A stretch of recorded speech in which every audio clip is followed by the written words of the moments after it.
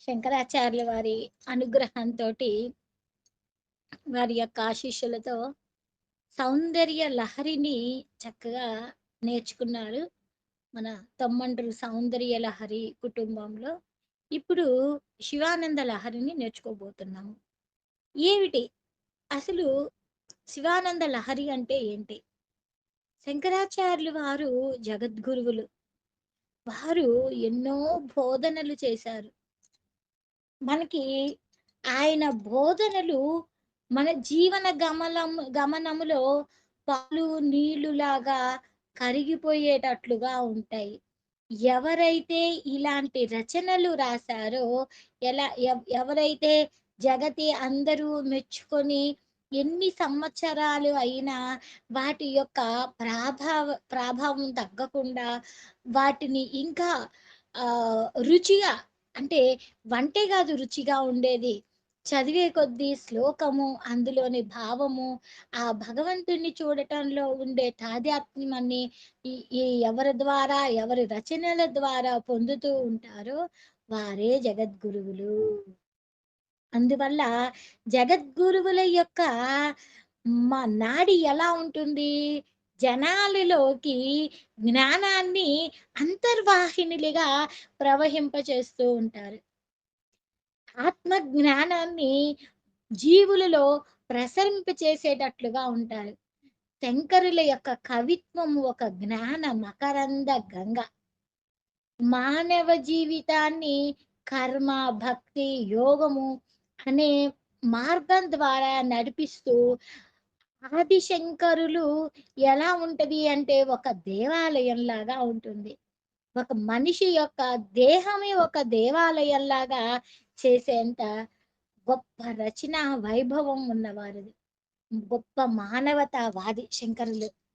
అలాంటి శంకరాచార్యులు వారు గొప్ప తాత్వవేత్త, దార్శనికుడు. ఈ ఇంతవరకు ఇలాంటి వారు జన్ ఎవరు జన్మించలేదు అంటూ శృంగేరికి వచ్చిన పీఠాధిపతులలో ఎంతో మంది వారి గురించి చెప్తూనే ఉంటారు. అయితే శంకరుల యొక్క నాస్తిక మతం ఎలా ఉంటుందంటే, ఒక కోలాహల కల్లోలం నుండి వచ్చి మానవ సమాజాన్ని ఉద్ధరించి విశ్వశాంతిని నెలకొల్పి ధర్మరక్షణ చేయటానికి ఉద్భవించిన ఒక మహా మనిషి. ఈ శివానంద లహరి అనేది కేవలం భక్తి ప్రధానమైన ఉత్తమమైన స్తోత్ర గ్రంథం. ఇది ఆనంద లహరులు. భక్తులు స్వామిని సేవించేటప్పుడు పొందే ఆనంద ప్రవాహం. భక్తి ఎలా ఉంటుంది, ఆ ఆనంద ప్రవాహం ఎలా ఉంటుందో శంకరాచార్యుల వారు ఈ శివానంద లహరిలో చెప్పారు. అది ఒక కవిత్వం. కవిత్వం ఎలా ఉంటుంది అంటే ఒక అమృత ప్రవాహం లాగా ఉంటుంది. ఒక్కొక్క ఆ కవిత్వంలోని, ఆ శ్లోకంలోని భావం మనల్ని తన్మయత్వం చేస్తూ ఉంటుంది. శంకరుల యొక్క కవిత్వం అంత గొప్పగా అనేక అలంకారాలతోటి, అనేక కవితా గుణ లక్షణాలతోటి ఉంటుంది. మరి ఎప్పుడు రచించారు, ఎక్కడ రచించారు అంటే, ఈ శివానంద లహరిని శ్రీశైలంలో ఉన్నప్పుడు రచించారు అని చెప్తారు. మనకి పాలధార, పంచదార అనే ఆ ప్రాంతం ఉన్నది కదా శ్రీశైలంలో.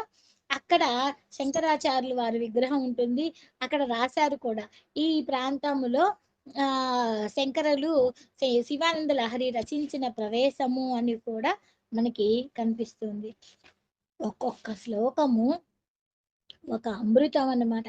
దానిలో ఆ అమృతాన్ని సేవించి తాగాలే తప్పితే ఇంత మధురంగా ఉంటుంది, ఇది అమృతము అని చెప్పలేమన్నమాట. అంత గొప్ప స్తోత్రం. కనకధార స్తోత్రం చేస్తూ ఉన్నప్పుడు ఆయన ఎలా చేశారు? ఒక పేద బ్రాహ్మణి ఇంటికి వెళ్ళినప్పుడు ఆమె తినటానికి ఏమీ లేదు నాన్న. ఏకాదశి నాడు ఉపవాసం నాటి ఉంచుకున్న ఒక ఉసిరికాయ మాత్రమే ఉన్నది. ఇది మాత్రమే నేను ఇవ్వగలను అని ఆ శంకరులకి భిక్షాటనకు వచ్చినప్పుడు చెప్తే అమ్మని అర్జిస్తాడన్నమాట. ఎవరు? శంకరాచార్యులు వారు లక్ష్మీమాతని. "అమ్మా! ఈ పేద బ్రాహ్మణునికి ఎందుకమ్మా ఇట్లా ఉంచావు? ఆమెకి ఇవ్వచ్చు కదా" అంటే, "ఈమె పూర్వజన్మలో ఏ పుణ్యఫలము చేసుకోలేదయ్యా! ఏమివ్వమంటావు?" అని చెప్పని అని అమ్మ చెప్తుందట. అప్పుడు శంకరాచార్యులు వారు ఏమంటారో తెలుసా? "ఈమె నాకు ఈ ఉసిరికి ఇస్తుందమ్మా. ఇంతకంటే గొప్ప పుణ్యం ఏమి కావాలి" అని చెప్పని ఆ ఉసిరికని అమ్మ జోలిలో అమ్మ ఆయన ఆ తల్లి ఈ ఈయన జోలిలోకి వెయ్యంగానే ఆయన కనకధార అనే ఒక అమృతము కనకవర్షం కురిపించేటట్లుగా, బంగారు ఉసిరికలు కురిపించేటట్లుగా కనకధారను అమ్మవారికి అలా స్తుతించంగానే వచ్చేస్తుందనమాట. అంత గొప్పగా ఆ పేదరికం మొత్తము పోగొట్టి బంగారు ఉసిరికాయల వర్షాన్ని కురిపించేటట్లుగా శంకరాచార్యుల వారి రచనకి అమ్మ అలా తన్మయత్వం చెంది ఇచ్చిందట. ఇట్లా శంకరాచార్యుల వారి గురించి చెప్పుకుంటూ పోతే ఎన్నో వింతలు, విశేషాలు అసలు మన భారతదేశాన్ని ఎక్కడ చూసినా ఎక్కడికైనా వెళ్ళండి. భారతదేశంలో కాశ్మీర్ నుంచి కన్యాకుమారి వరకు మీరు ఎక్కడికి వెళ్ళినా శంకరులు చేసిన శ్రీచక్రం ఇక్కడ ఉన్నది. శంకరులు చేసిన స్థాపించిన ఇది ఇక్కడ ఉన్నది అంటూ ఏదో ఒక గుళ్ళో మనకి ఏదో ఒకటి పుణ్యతీర్థ క్షేత్రాలలో కనిపిస్తూనే ఉంటుంది. తిరుమలలో అంత వైభవం రావటానికి స్వామి యొక్క అదే మనం అందరము డబ్బులేస్తే హుండీ కింద శ్రీచక్రాన్ని రచించారు అని చెప్పని పెద్దవాళ్ళు చెప్తారు. అందుకే అంత వైభవము అని కూడా చెప్తూ ఉంటారు. అలా ప్రతి దేవాలయంలో త్రిపురాంతకంలో అమ్మవారు ఉగ్రంగా ఉంటుంది. ఇప్పుడు ఉన్న రూపం కాదు. అక్కడ దానికి ఒక కర్టెన్ లాగా కట్టి తర్వాత వేరే విగ్రహాన్ని స్థాపించి అమ్మకి ఎదురుగా శ్రీచక్రాన్ని స్థాపించారు. ఇలా రకరకాలుగా ప్రతి దేవాలయంలో ఏదో ఒక చోట అప్పుడు జరుగుతున్న ఆ బలులనన్నిటిని తీసి అమ్మవారిలోని ఉగ్ర రూపంతోటి ఉన్న ఆ తీక్షతని మొత్తము తగ్గించి శ్రీచక్రాన్ని స్థాపించి మన జగతికి ఎంతో మేలు చేసిన మహానుభావులు. ఆయనని మనం ప్రతి క్షణము గురువు యొక్క రుణం తీర్చుకోవటము అంటే అదే. ఆ గురువు మనకి అంత బాసటగా నిలిచారు. ఆయన గురించి తెలుసుకొని, ఆయన యొక్క జీవితాన్ని చదువుతూ ఉంటే కన్నీటి పర్యంతం అవుతామనమాట మనం. అంత చిన్న వయస్సులో 3 సంవత్సరాలలో భారతదేశం మొత్తము కాలినడకన 3 సార్లు నడిచి మన భారతదేశంలోని ప్రతి ప్రాంతాన్ని సుస్థిరపరిచి చేసిన మహానుభావులు. అలాంటి వారు రచించిన రచనలను చదువుకుంటే మన జీవితం బాగుపడుతుంది. మన జీవితంలోకి కూడా వారి యొక్క రచనా ప్రభావము అంతర్వాహినిగా మనలోకి మనల్ని ప్రభావితం చేస్తుంది. అలాంటి శివ ఆనంద లహరి అనే దాన్ని గురించి ఈ రోజు నుంచి మనం చెప్పు మొదటి శ్లోకం చూద్దాం. కళాభ్యాం చూడాలంకృత శిశికళాభ్యాం నిజ తపః ఫలాభ్యాం భక్తేషు ప్రకటిత ఫలాభ్యాం భవతు మే శివాభ్యామస్తో త్రిభువన శివాభ్యాం హృది పునర్భవాభ్యామానంద స్ఫురదను భవాభ్యాం నతిరియం. ఆచార్యులు వారు ఇక్కడ మనకి ఒక్కొక్క శ్లోకాన్ని ఒక్కొక్క ఛందస్సులో రచించారు. ఇది శిఖరిణి వృత్తంలో రాశారు. శిఖరిణి అంటే మనకి సౌందర్య లహరిని కూడా శిఖరిణి వృత్తముతోనే రచించారు. శిఖరిణి అంటే ఏమిటి? కొండ. శిఖరము అంటే ఊరికే మామూలుగా మన మన పరిభాషలో కొండ అనేది మనం అనుకుంటాం. నీరు ఎలా ప్రవహిస్తుంది? పైనుంచి కిందకి ప్రవహిస్తుంది. కానీ కొండ మీద ఉన్న స్వామిని అందుకోవాలి అంటే, మనం కింద నుంచి ఈ కొండ మీదకి ఎక్కితే, ఈ శిఖరిని వృత్తంలో ఉండే ఆ శ్లోకాలని చదవటం వలన నీరు ప్రవహిస్తున్నట్లుగా కింద నుంచి భగవంతుణ్ణి మనం తాదాత్మ్యంతో అందుకుంటాము అనే భావన నాకైతే స్ఫురిస్తుంది. అంత అందమైన ఈ వృత్తం. కలాభ్యాం, కలాభ్యాం అంటున్నారు. ఇక్కడ భ్యాం అంటూ సూచిస్తున్నారు. ఇద్దరు. ఎవరు? కలాభ్యాం. ఇద్దరికి చెప్తున్నారు. ఏమని చెప్తున్నారు? కలాభ్యాం. భ్యాం కళలు, 2 కళలు. ఏమిటా కళలు? ఎవరు వారు అంటే పార్వతీ పరమేశ్వరులు. వాళ్ళిద్దరు ఎవరు? వేదమాత ప్రసాదించిన సకల విద్యా స్వరూపులు. విద్య అంటే ఏంటి? విముక్తిని ప్రసాదించేది. కళ అంటే కాంతిరేఖ. ఆ కళలు ఎన్ని? 16. చంద్రుడికి 16, సూర్యుడికి 12, అగ్నికి 10. ఈ కళలన్నీ కూడా పార్వతీ పరమేశ్వరులు ఇచ్చినవే. మనసుకి మనకి ఇంకా ఉల్లాసపరిచేవి ఏమున్నాయి? లలిత కళలు. శివ, శివస్వరూపులు. ఇంకా ఏమున్నాయి? గృహోపయోగ కళలు 64. అవి కూడా శివ, శివస్వరూపులే. సకల విద్యలు తామే అయి ఆ స్వరూపంగా ఉన్నవారు ఎవరు అంటే పార్వతీ పరమేశ్వరులు. అంటే సకల విద్యా స్వరూపులు. ఈ విద్యా స్వరూపులుగా ధ్యానించి శంకరులు వారిని ఇద్దరిని కళాభ్యాం అంటూ సంబోధించారు. చూడాలంకృత శశి కళాభ్యాం. మామూలుగా మనకి ఏ ఇద్దరిని భార్యాభర్తలను చూస్తే ఒకే విధమైన అలంకరణలు ఉండవు. ఆమెకుండే అలంకరణ ఆమెకుంటది, ఆయనకుండే అలంకరణలు ఆయనకుంటాయి. కానీ పార్వతీ పరమేశ్వరుల విషయంలో ఇద్దరు ఒకే రకమైన అలంకరణలు ఉన్నాయి. ఏమున్నాయి? ఇద్దరి శిఖలలో చంద్రరేఖను ధరిస్తారు. వాళ్ళిద్దరూ కూడా తలలపై చంద్రుడిని అలంకారంగా ధరించి ఒక అభిరుచి కలిగి ఉంది. అది పటుత్వాన్ని సూచిస్తుంది. ఈ చంద్రకళలు అలంకారంగా కనబడుతుంది వారి శిరస్సులు. ఆ చంద్రకళ కాంతులని కలకాలము అనుగ్రహిస్తూ ఉంటారు. ఇక గణపతి కూడా తన శిరస్సున చంద్రకళను అలంకరించుకున్నాడు. అలాగా శశికళలు అంటే చంద్రకళలని ఇద్దరు శిరస్సున ధరించారు. అందుకని కళాభ్యాం చూడాలంకృత శశికళాభ్యాం నిజ తపః ఫలాభ్యాం, నిజ తపః ఫలాభ్యాం. పార్వతి శివుని కోసం తపస్సు చేసి ఈశ్వరుడిని భర్తగా పొందింది.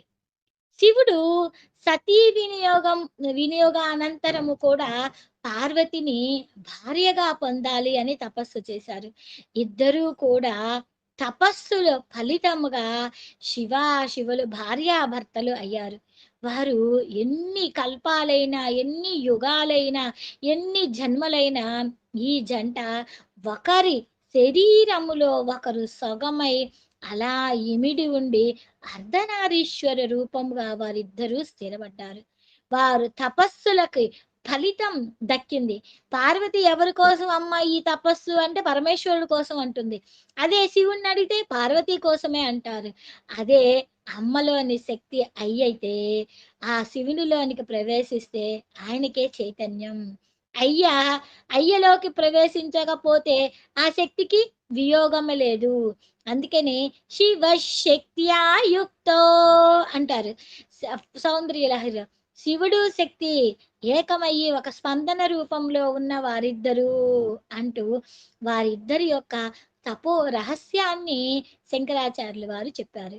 ఇక భక్తేషు ప్రకటిత ఫలాభ్యాం. ఇక్కడ ఏం చేస్తున్నారు వారిద్దరూ? పార్వతీ పరమేశ్వరులు ఇద్దరూ కూడా భక్తులు కోరుకున్న వాటినే కాకుండా వారికి అవసరమైన వాటిల్ని కూడా ప్రసాదిస్తూ ఉంటారు. వారికి ఏమేమి ఉన్నాయి? శక్తి, ఆయువు, సంపద, అందము, పదవి, భక్తి ఇలా రకరకాలుగా భక్తులు వారి కర్మని అనుసరించి అడిగే వాటిలని వీరి ఇద్దరు కూడా మనకి ప్రసాదిస్తూ ఉంటారు. ముక్తిని కూడా ప్రసాదిస్తారు. ముక్తిని అంటే మరణాతీతమైన స్థితిని పొందేదానికి కూడా వారి ఇద్దరు కూడా మనకి ప్రసాదిస్తూ ఉంటారు. మస్తోక త్రిభువన శివాభ్యాం మా అంటే ఇక్కడ ఏం చేస్తున్నారు? ముల్లోకాలకి కూడా మంగళాలు చేకూర్చేవారు. సృష్టి, స్థితి, లయం, జగత్ ప్రళయంలో కూడా సృష్టిని తన యందు లయం చేసుకొని రక్షిస్తారు. శివుడు వినాశకారకుడు కాదు, రక్షించేవాడు. ఆ రక్షించేవాడు తనలోనే ఇముడ్చుకుంటాడు. సృష్టి వ్యక్తమైనప్పుడు సృష్టి స్వరూపిణిగా జగన్మాత పార్వతీదేవి జీవజలాన్ని పోషించి రక్షిస్తూ శుభాలను అందిస్తూ ఉంటుంది కాబట్టే పార్వతీ పరమేశ్వరులు ఇద్దరూ కూడా అష్టోక త్రిభువనగా మనము గుర్తించాలి. హృది పునర్భవాభ్యాం వీళ్ళు ఇద్దరినీ కూడా మన హృదయములలో అలా తలుచుకుంటే ప్రత్యక్షమవుతారు. వీరు పుట్టుకలేరు, చావు లేదు, నిత్యలు, నిత్యము ఉంటారు అన్నమాట. మన హృదయంలో ఎప్పుడూ ఆవిర్భవిస్తూ ఉంటారు. మన హృదయంలో అజ్ఞానపు తొలగగానే భక్తులకు దర్శనమిస్తారు. భక్తులు ధ్యానించినప్పుడల్లా వారి హృదయాలలో అలా సాక్షాత్కరిస్తారు. అందుకనే శివుణ్ణి సద్యోజాతుడు అంటారు. అంటే సద్యోజాతుడు అంటే అక్కడికక్కడే అవతరిస్తారు అని అర్థం. అందుకని పార్వతీ పరమేశ్వరులను స్మరిస్తే వారు మన హృదయాన్ని స్పృశిస్తారు. వారికి విసుగు, చిరాకు ఏమీ ఉండదు. అందుకోసమే హృది పునర్భవాభ్యాం అంటారు.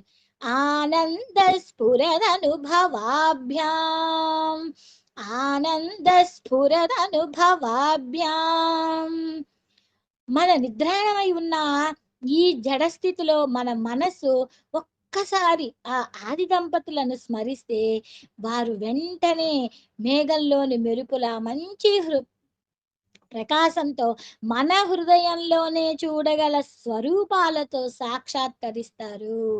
మనం వారిని స్మరిస్తే చాలు, మనకు మెరుపులాగా స్ఫురిస్తారు.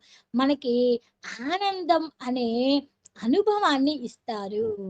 ఇక్కడ శివాభ్యాం మంగళకరులు, వాళ్ళు ఇద్దరు కూడా మంగళకరులు. ఎలాగా? నమస్కరిస్తే చాలు, నమస్కరిస్తున్నాం ఎమ్మటే మనకి మంగళాన్ని కూర్చే ఆ ఆది దంపతులు అని ఇక్కడ మనం భావించుకోవాలన్నమాట. అంటే ఇద్దరు ఒకరి కోసం ఒకరు పుట్టారు, ఒకరిలో ఒకరు ఉన్నారు, జీవం చైతన్యంలాగా ఉన్నారు. అలాంటి ఆది దంపతులని మనం ఈరోజు ఈ శ్లోకంతో స్మరించుకున్నాం. కళాభ్యాం చూడాలంకృత శశికళాభ్యాం నిజ తపఃఫలాభ్యాం భక్తేషు ప్రకటిత ఫలాభ్యాం భవతు మే శివాభ్యామస్తోక త్రిభువన శివాభ్యాం హృది పునర్భవాభ్యాం ఆనంద స్ఫురదనుభవాభ్యాం నతిరియం. ఇక శంకరాచార్యులు వారు రెండవ శ్లోకంలో ఏం చెప్తున్నారు అంటే, మొదటి శ్లోకంలో పార్వతీ పరమేశ్వరులు మంగళమైన స్వరూపంతో ఉన్నారు. వారు మనకి స్థిరమైన ఆనందాన్ని ఇచ్చేటట్లుగా ఉన్నారు. నువ్వు మనసు నిలిపిపెట్టు చూడు, నీకు ఆనందం లభిస్తుంది. ఈ శ్లోకంలోని ఆంతర్యం ఏమిటి? నువ్వు మనసు పెట్టి చూస్తే వారి ఇద్దరిని ఒక్కసారి నీ హృదయంలోనికి తలుచుకుంటే నీకు జీవం లాగా, నీకు చైతన్యం లాగా, నీకు ఆనందం అనేది శాశ్వతంగా లభిస్తుంది అంటూ శంకరాచార్యులు గారు చెప్తూ రెండవ శ్లోకంలోనికి వచ్చారు. ఏమని చెప్తున్నారు? గళంతి శంభో చరిత సరిత కిల్బిషరజో దళంతి ధీకుల్యా సరణిషు పతంతి విజయతాం దిశంతి సంసార భ్రమణ పరితాపోపశమన వసంతి మచ్చేతో హ్రదభువి శివానందలహరి. ఇక్కడ ఏం చేస్తున్నారు? భక్తి పరిపాలన చేస్తున్నారు. ఆ భక్తి ప్రవాహం ఎలా ఉంది? మహానదులులాగా ప్రవహిస్తూ ఈ పాపం అనే దుమ్మును అణిచివేసేటట్లుగా ఉన్నది శివానంద లహరి. భక్తులు బుద్ధులు అనే పిల్ల కాలువల్లో పడి సంసారం అనే ఈ తాపాన్ని శాంతిపరుస్తూ నా హృదయంలో ఒక పెద్ద మడుగు పడిందయ్యా, నీ ధ్యానం వలన, నీ దర్శనం వలన ఈ ఆనంద ప్రవాహంలో ఎప్పుడు నా హృదయంలోనే ఉండు, ఆ మడుగులో నుంచి బయటికి రాకుండా నన్ను స్థిరంగా అక్కడే ఉండేటట్లు అనుగ్రహించు స్వామి అంటున్నారు. అంటే మన పాపాలు, కిల్బిషం అంటే మన పాపాలు అన్నీ తొలగిపోవాలి అంటే మన హృదయంలో ఎప్పుడు ఆ శంకరుల యొక్క గాథలను, ఆ శంకరుల యొక్క రూపాన్ని మన మనసులో తలుచుకుంటే మన పాపాలు మొత్తము తొలగిపోతాయి. మన పాపాలు తొలగిపోవాలి అంటే ఏం చేయాలి? ఆది దంపతులని మన హృదయంలో అలా స్మరించుకోవాలి. వారి జీవిత గాథలను అలా కొంచెం మనం వింటూ ఉంటే మనలోని పాపాలు మొత్తము దొర్లిపోతాయి.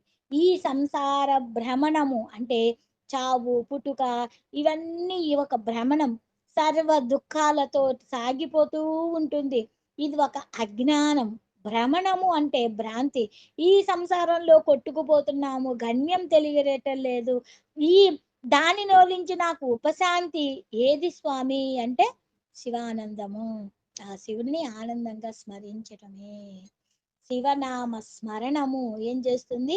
మనలోని పాపములు అన్నింటినీ పోగొట్టి సులభమైన మార్గాన్ని, మనకి మహానంద సుఖాన్ని కలుగుతుంది. గళంతే శంభో త్వచ్చరిత సరిత కిల్బిషరజో దళంతి ధీకుల్య సరణిషు పతంతి విజయతాం దిశంతి సంసార భ్రమణ పరితాపోపశమనం వసంతి మచ్చేతో హ్రదభువి శివానందలహరి.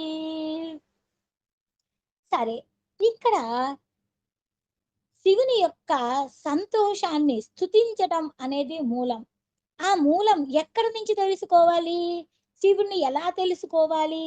త్రయీ వేద్యం హృద్యం, త్రయీ వేద్యం హృద్యం త్రిపురహర మాద్యం త్రినయనం జటాభారోదారం చలదురగహారం మృగధరం మహాదేవం దేవం మయి సదయ భావం పశుపతిం చిదాలంబం సాంబం శివమతి విడంబం హృది భజే.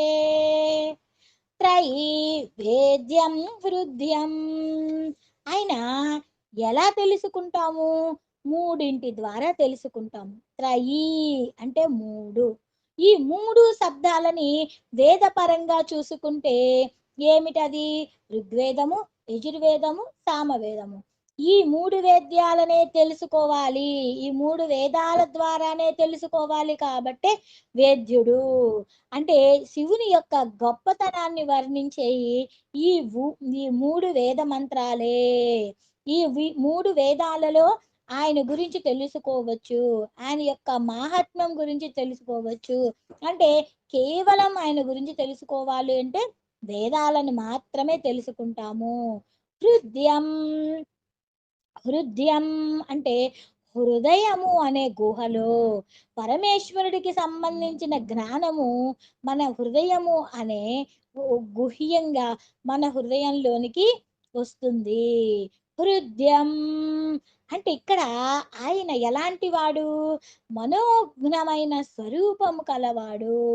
ఈశ్వరుడికి రెండు రకాల అవతారాలు కనిపిస్తాయి, ఆకారాలు కనిపిస్తాయి. ఒకటి రౌద్రము, రెండవది హృదయము. శివుని సౌమ్య స్వరూపాన్ని గురించి హృదయము అంటారు. హృదయము అంటే హృదయము చేత పొందదగినవాడు అంటే ప్రేమ.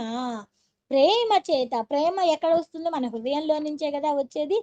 అలా మన హృదయంలో ప్రేమ చేత పొందగలిగిన వాడు.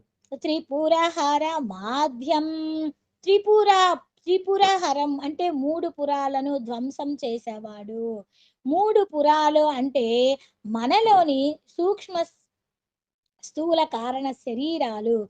ఇవి మూడు కూడా ఒక్కొక్క పురము లాంటివి. సులభంగా త్రోసివేయలేని స్థితిలో ఉంటాము. వాటికి వాటిని గనక రూపుమారితే మనము పరమాత్మ యొక్క దివ్య తేజస్సు మన అనుభవానికి రాదు. అందుకని త్రిపురహర మాద్యం త్రినయనం. ఆద్యం. ఆద్యం అంటే ఏంటి? సృష్టికి పూర్వం ఎప్పుడో ఉన్నాడు ఆ వ్యక్తంగాన్ని స్వరూపం. ఆ పరమాత్మ సృష్టికి ముందే ఉన్నాడు. ఆయనే మొదటివాడు, ఆయనే ఆద్యుడు, ఆయనే ఆదిదేవుడు. వారినే ఆది దంపతులు అంటారు. త్రినయనం. త్రినయనం అంటే మూడు కన్నులు కలవాడు. మూడు కన్నులు అందరికీ రెండే ఉంటే శివుడికి మాత్రం నుదుటిన మూడవ కన్ను ఉంటుంది. అంటే విశ్వరూపుడైన ఈ భగవంతుడికి సూర్యుడు, చంద్రుడు, అగ్ని మూడు మూడు నేత్రాలుగా చెప్తారు. అంటే శివుడికి ఎడమ కన్ను చంద్రుడని, కుడి కన్ను సూర్యుడని, నుదుటికి ఉన్న అగ్ని మూడవ కన్నుగా చెప్తాను. అంటే పాల నేత్రము, దానిని జ్ఞాన నేత్రము అంటారు. సూర్య చంద్ర అగ్నులు త్రినేత్రులు అంటే లోకాలన్నీ అన్ని సమయాలలో చూపించగలిగిన జ్యోతిస్వరూపులు. సమస్త లోకాలను నడిపించే దివ్య శక్తులైన సూర్య చంద్ర అగ్నులు. ఈ లోకాలను నడిపించేవారు వీళ్ళ ముగ్గురే. ఆ ముగ్గురే ఆయనకి మూడు కన్నులు అయినాయి. అందుకనే త్రినయనం అన్నాము. జటోధ జటో భారాధారం. ఆకాశం అనేది ఎలా ఉంటుంది? పెద్దది. ఆ ఆకాశమే ఆయన జటాజూటము. అందుకే జటా భారోధారం. ఆయన జడల బరువుతోటి గంభీరంగా ఉన్నాడు.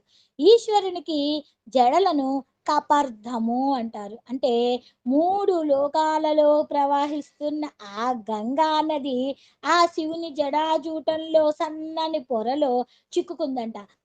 అంటే ఆయన యొక్క జడ వైశల్యం కొలతలు చెప్పగలిగిన వారు ఎవ్వరూ లేరు.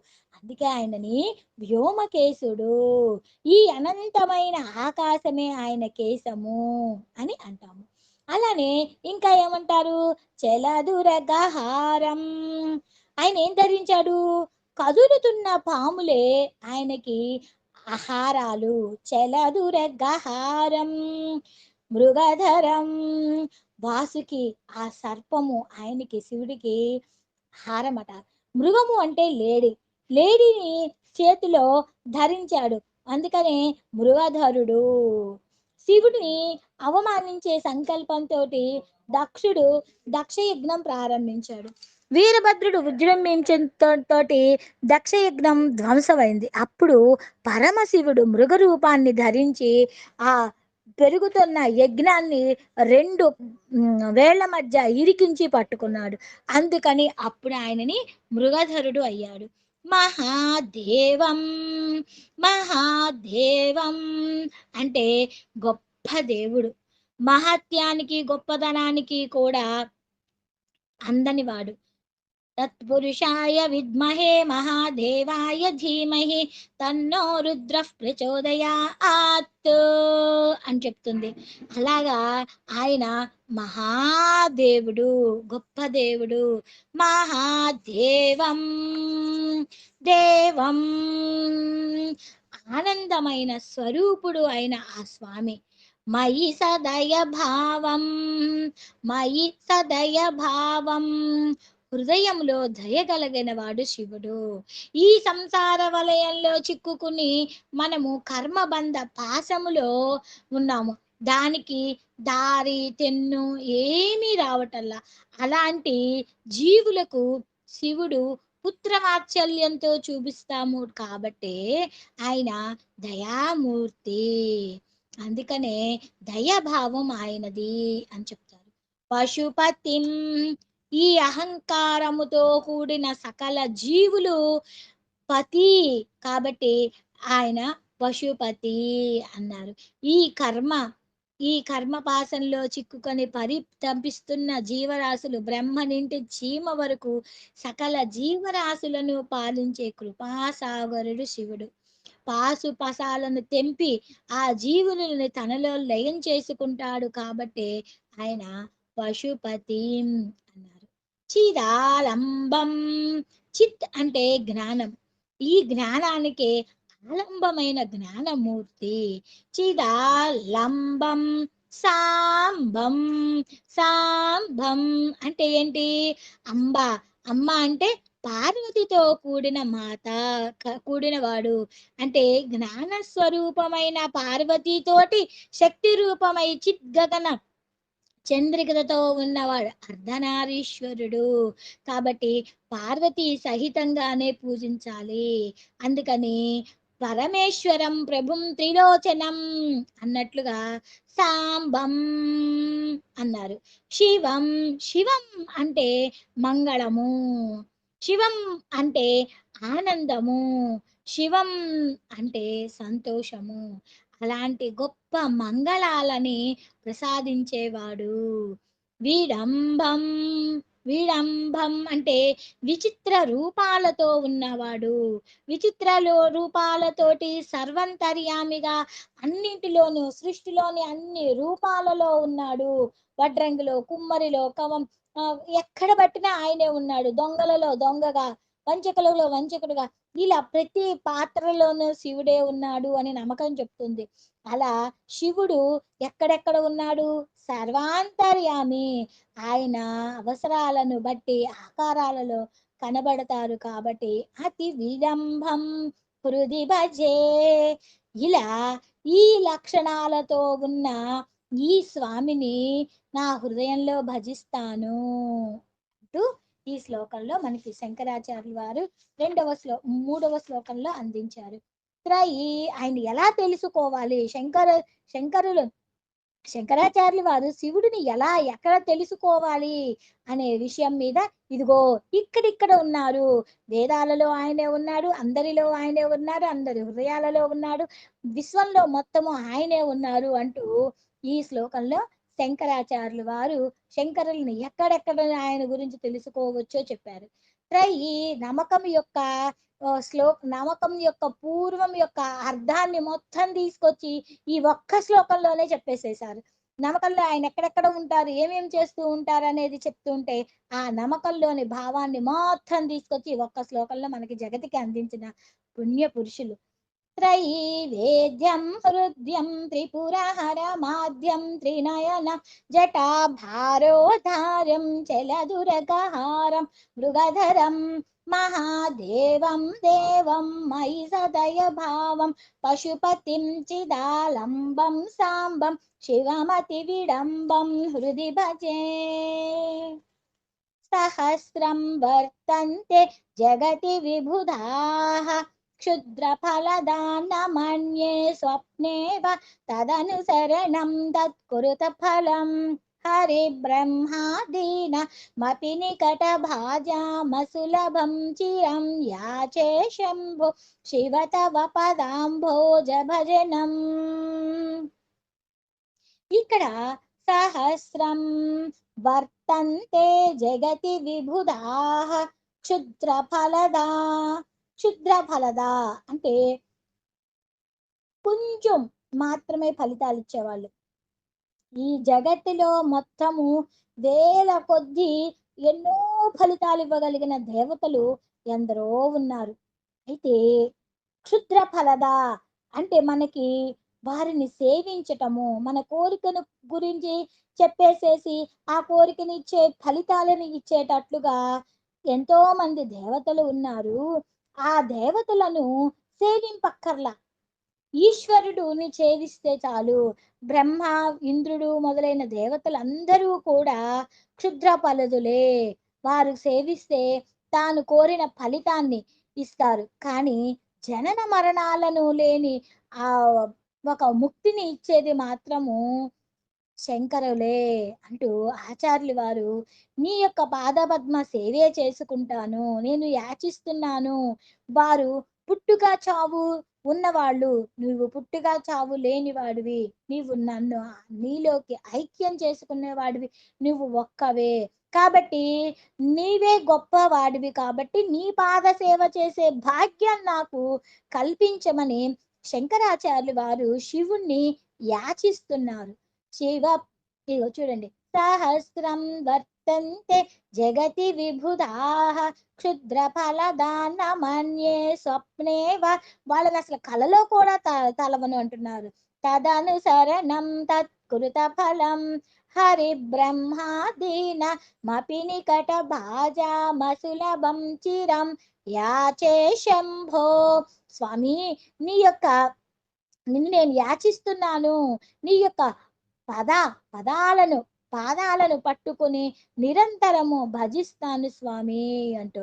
చిరం యాచే శంభో శివ తవ పదాంభోజ భజనం స్మృతౌ శాస్త్రే వైద్యే శకున కవితా గాన ఫణితౌ పురాణే మంత్రేవ స్తుతి నటన హాస్యేష్వ చతురః కథం రాజ్ఞా ప్రీతిర్భవతి మయి కోహం పశుపతే పశుం మాం సర్వజ్ఞ ప్రథిత కృపయా పాలయ విభో. ఇక్కడ స్మృతి, శాస్త్రము, వైద్యము అంటే ఏమంటున్నారు? శంకరులు కరుణా స్వరూపులు. మన వంటి అల్పులు భగవంతుడి ముందు నిలబడి ఏమి ప్రార్థన చేసుకోవాలో కూడా మనకి తెలియదు. అందుకని ఏం అడుగుతున్నారు? స్వామి, నేను పశువుని, స్మృతౌ శాస్త్రౌ వైద్యే, నాకు స్మృతులు తెలియదు, వైద్యాలు తెలియదు, పురాణ హాస్యేష చతురలు నాకు రావు, నాకేమీ తెలియదు నాయన. రాజుల దగ్గర గొప్ప వాళ్ళ దగ్గరికి వెళ్ళి వాళ్ళ పాకశాలలో ఉండి వాళ్ళకి మెప్పుని పొందటం నాకు తెలియదు. వాళ్ళు ఏదో ఇస్తారు, వాళ్ళు ఏదో ఇస్తే మెప్పు పొందుతాము అనటం నాకు తెలియదయ్యా. నాకేం తెలియదు, రాజులను ఆశ్రయించడం నాకు తెలియదు, వారేదో ఇస్తారని వారిని మెప్పించటం నాకు చేత కాదు. కాబట్టి నీవే నాకు పాలయ విభో, నన్ను నీవే కాపాడు అంటే శరణాగతి పొందుతూ ఉన్నాడు. మనకి తెలియదు నిజంగానే, ఏదో ఎవరో ఇస్తారని ఏదో పొగుడుతూ ఉంటాం. ఆ పొగడ్త అనేది శాశ్వతమైన పొగడ్త కాదు. భగవంతుడిని పొగుడు, భగవంతుడినికి దగ్గర చేసే విధానం నీకు లభిస్తుంది.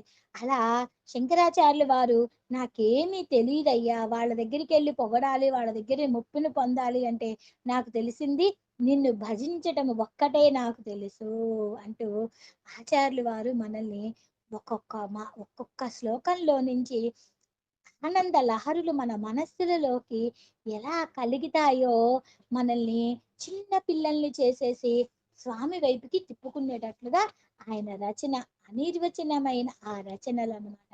ఒకసారి 5 శ్లోకాన్ని చదువుదాం.